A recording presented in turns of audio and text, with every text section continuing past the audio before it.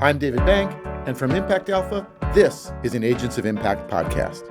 Because there is this inherent power dynamic, and it really takes intention and time when you're on the investor side to think about where the partner on the other side is coming from and how they're experiencing your process. That's Margot Kane, Chief Investment Officer for Spring Point Partners in Philadelphia. The family office invests in diverse entrepreneurs and asset managers with an eye toward community-driven change. Margot joined Monique Aiken for last week's Impact Briefing. Their conversation was so rich, we thought you'd want to hear it in full. Let's jump right in. So Margot, this week you had a great piece in Impact Alpha about how to boost the impact of catalytic capital in supporting emerging fund managers. First, tell us a little bit about how SpringPoint came around to this strategy. Sure. Thanks, Monique. So we were founded a couple of years ago in Philadelphia, so relatively new entity ourselves. We are a social impact organization. We invest in transformational leaders, networks, and solutions that power community change and advance justice. So we deploy multiple tools for that to advance that mission. One of those tools is investments. So we are a mission-driven organization and have multiple strategies that we focus on.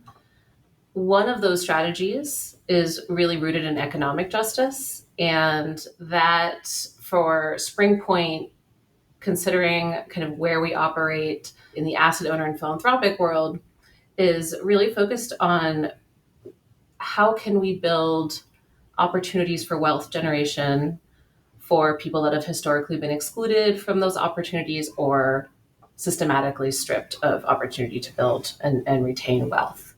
And that's really a strategy aiming to figure out effective ways to leverage investment to close the racial wealth gap. So one of the ways in this current, capitalist economy in which we operate, that you can build meaningful wealth, the kind of wealth that can be transferred intergenerationally, is through business ownership, and specifically through high growth business ownership.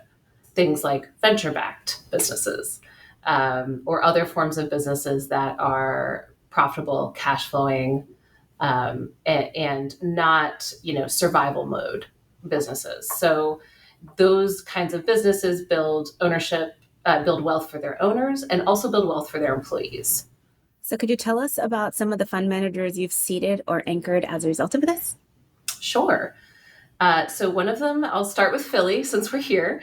One of them is Plainsight Capital, which was founded by Sylvester Mobley and Alex King.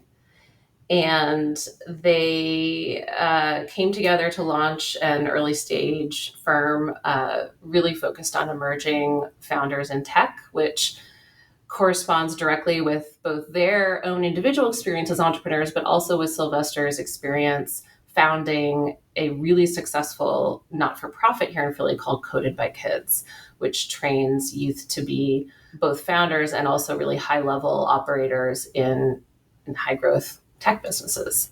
They have a really specific strategy and footprint and thesis.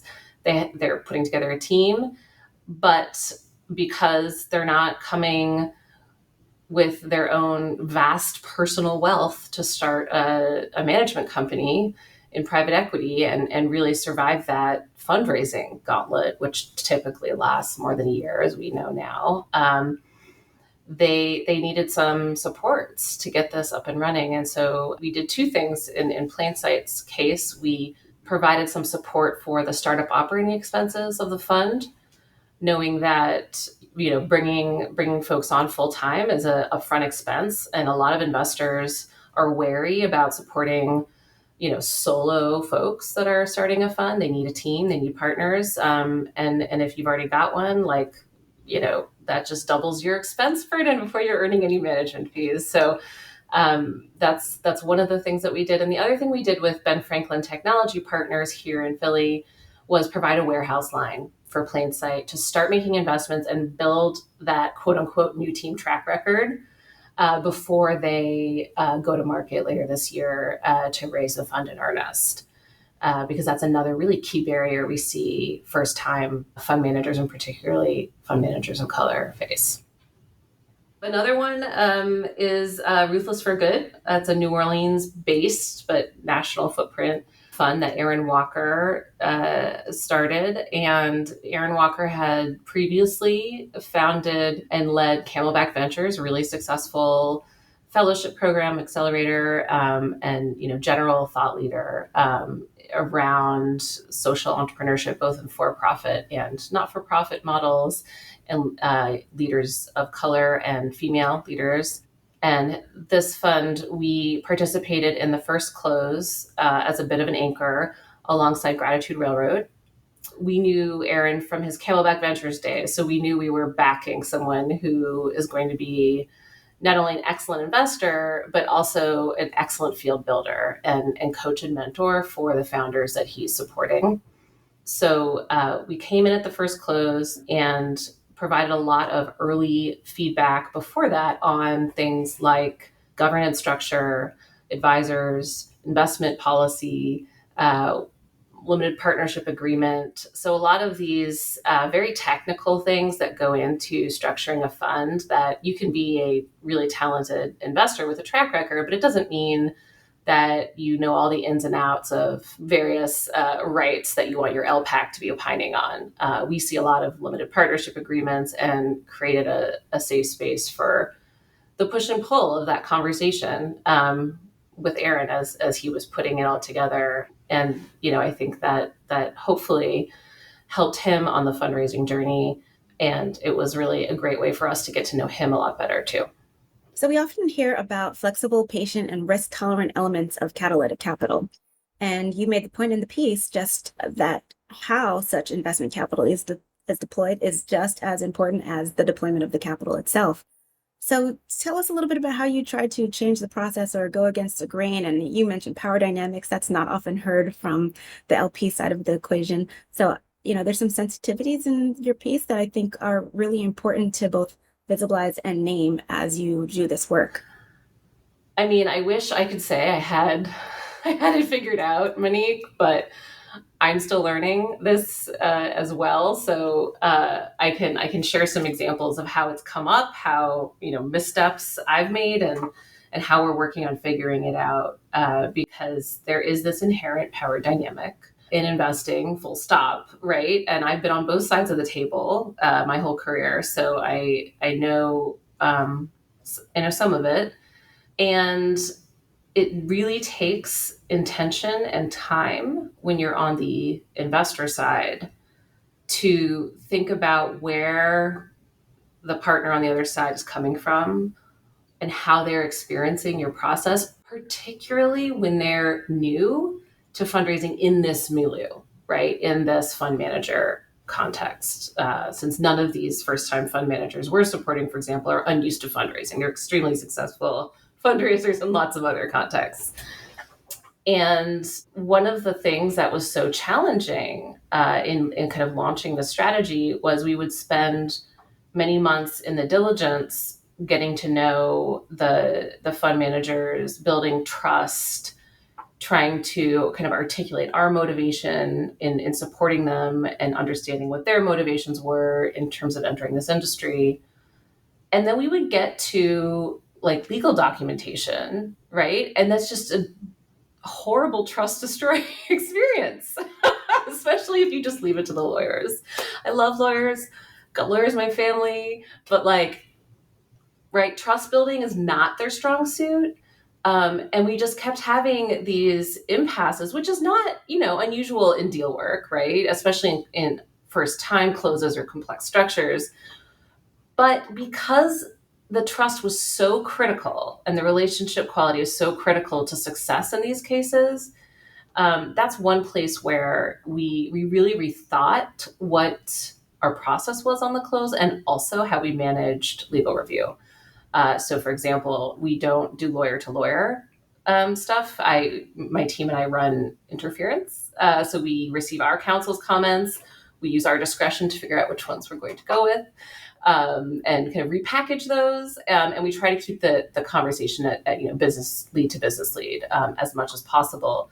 we went through kind of standard LPAs and picked out what terms are market for a good reason and what terms are market for bad reasons, like just because it's precedent, right? And there's some very standard language we have in a bunch of different LPAs that's really kind of gross, but you're going to have counsel that's like, well, that's market, which is my least favorite defense of any term, because it means nothing, because it means different things to everybody. So really trying to figure out, like, what do we care about and why, and then what are we gonna negotiate and why, and then instead of being like, this is how you need to change things, we would say, tell us why you structured it this way, which is differently than how we've seen it before, and be open to living with it, and not having to redline everything to death to get us over the finish line, accepting some of that ambiguity and discomfort when there was really good reason for it. And I'll give you a very specific example. In some cases, the removal of the GP language in most of these fund agreements includes things like, if you're convicted of a felony, which when you are intersecting that with folks who are folks of color, specifically, Black leaders who, have a history of being unjustly accused under the law, that's a really problematic thing to have your investors be like, oh, well, we can remove you in case, this happens. And this is your business. This is your lifeblood. You've poured your savings into this. So those are some of the things that we've thought about changing in terms of how we do it. And on diligence process, in each stage we've been adjusting. Like, we'll piggyback on other folks' diligence calls and reference calls, really in order to try to reduce the time load of fundraising on these managers and increase efficiency. And in that vein of intentional thinking, on each step of the process, there's fund one, and after that, fund two. And often that's created for some of these emerging fund managers and the obstacles than the first time around. So what do you make of that, and what can we do about it?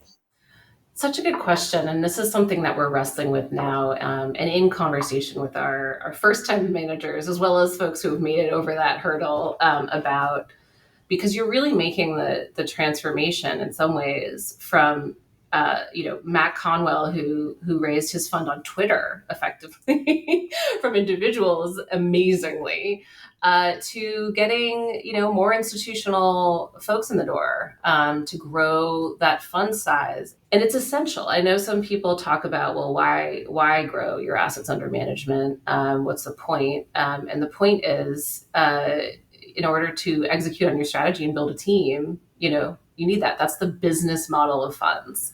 And all these folks are operating when they're undercapitalized on, pennies, basically, and cannot, hire the team that they want to execute the work. So we're very much in favor of planning for the long term. And part of our diligence in Fund 1 is understanding where the fund manager is in terms of thinking about Fund 2, 3, and 4, and trying to think about the infrastructure pieces that need to go into place.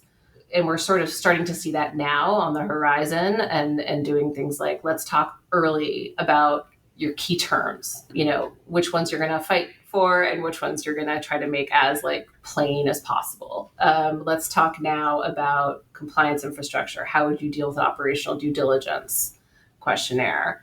And there's a bunch of infrastructure that doesn't make sense to ask of a first-time fund manager because they're not going to have the time or capacity to execute on it. But as long as they know it's coming, you can help build their capacity over time, and provide those supports. I think what I talked about in the blog was bringing in that expertise. They're not going to have a chief compliance officer on day one. They may never, because you can outsource that now, right? But just flagging that by the time you're at Fund 3, you have to be able to answer this question. I think that goes a long way in helping them plan ahead. They're entrepreneurs in their own right. It's no different than funding early stage businesses and figuring out what kind of expertise and supports you can bring to the table.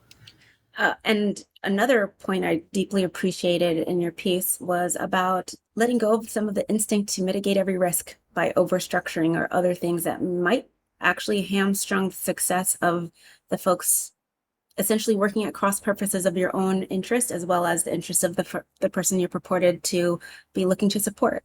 So as a chief investment officer, how do you think about some of those other risks that are named that people try to structure away or do other things that relate to control that are not truly in your scope, to your point of some of the other ways you've rethought? So I think one of the hardest things in investing is knowing the risk you're taking, because you're always taking one. You're always taking some risk, right? Always. Even if you're putting cash under your mattress, you're taking risk of a house fire or a burglar. So pretending you can mitigate it all away is silly. And we also know that people perceive certain risks to be higher when they're less familiar with those risks. There's a perception gap versus an actuality gap on risk profile. So the first thing that we did was get very clear internally about what risks we're willing to take. And we are willing to take risks on first-time teams, first-time models, in exchange for building new centers of entrepreneurship and investment that are really centered in founders of color, in equity, in more diverse representation. That's a risk we're willing to take. Not everyone can say that, but that is something that we also kind of watch very closely. And as I think I said in my piece, that the main mitigant is the quality of your relationship, which is one of the reasons why having a kind of a trust-destroying diligence process is a bad idea. If you want to take this kind of risk, you also have to think about how you interact with folks. And I think, unfortunately, especially in the self-identified catalytic capital space, we're not used to adjusting, right, to the realities of others. There's less accountability for our business model relative to theirs. And most of their investors aren't going to be catalytic investors. And some of that, awareness of, understand the risks you're willing to take, understand the risks that other people will take, and try to get them to take the risks they're cool with and take the risks that you can uniquely take. And being a catalytic capital provider means there's a lot of risk you can take. That's why you're there. But you have to be internally clear on it and eyes wide open. And so when we think about structure and who's capable of delivering on catalytic capital goals, you mentioned that you can do some things that other investors can't. Why is that? And, how can you all lean into that and maybe bring others along with you? Yeah, that's a great question. And I think that's some of the hardest work that, honestly, I think the broader industry hasn't fully figured out. The reason that Spring Point can take that kind of risk is because our founders really were intentional about our structure, and they structured for maximum flexibility. That's how we were able to get really clear on what risks we were willing to take versus which ones we weren't, and construct an investment strategy around it. We were not bound by tools that are required because of the form of our institution. We're an LLC, highly flexible. We're not crafting our investment strategy for tax optimization of any sort or to meet compliance requirements, which you see. There's a lot of capital out there that's doing great work. Folks that are deploying CRA capital, certainly PRIs, but they are bound by the nature of the tool, which is tied to the nature of the institution. And then there's on top of that folks that are, managing other people's money. They're not asset owners themselves. They're fiduciaries. They're being held to a particular, standard. And unless the asset owners say this is the kind of risk I want to take, they can't unilaterally make those kinds of decisions. So structuring to be catalytic, and I really liked how Rebecca Butler put it at Grow Foundation, is setting a return target, right, that enables them to be catalytic was required. Putting up that, policy statement and setting it up in that way. Those kinds of intentionalities are required. It doesn't happen by accident.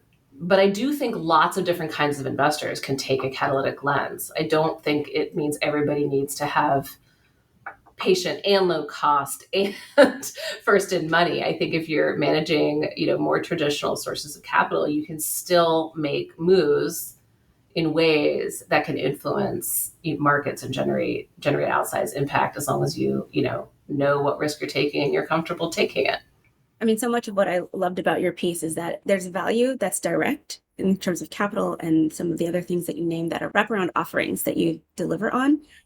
But so much is also signal. And that's one of the ways that we influence a market, build a market, come together, find each other. So what do you feel like you left on the cutting room floor in the editing process of your piece? What did I leave on the cutting room floor? Probably a lot. I'm not very good at rating blogs. I think what I left on the cutting room floor is a little bit related to the last point I made, which is, while the Catalytic Capital Consortium it was a really fun set of conversations, and I learned a lot from my co-practitioners in the space, and I hope that the guidance note really inspires others to kind of join us, right, and continue this experiment with us. But I want us to be a little less wedded to the tool and definitional exercises around the tool. I think the how we do this work ultimately matters more than the tool. And it's more inclusive as well, right? It means you don't have to be at a foundation. You don't have to be a high net worth individual, right? Like, there's lots of ways to think about this, to think about your money as market signal, as influence, as being aligned with your values, and as starting something. And people do this all over the place without ever hearing the phrase catalytic capital and identifying that way. So I would like to, think about the approach, the mentality, the how we show up with each other and be in community with each other as we do the work, because it can be really painful to raise this kind of money. It's very scarce resource, and we're all in this together. So I guess that's probably what I left off. Well, I am delighted to have had this conversation with you. Thank you so much for joining us today, and for your humility. You wrote a great piece, so we do hope that we see you again soon. Thank you so much for having me, Monique, and I really enjoyed the conversation. That's going to do it for this Agents of Impact podcast. You can read more about Margot Kane and Springpoint Partners at impactalpha.com. Big thanks to Margot, Monique, our producer Isaac Silk, and to the whole team at Impact Alpha, investment news for a sustainable edge. And to all of you Agents of Impact, thank you again for all that you do.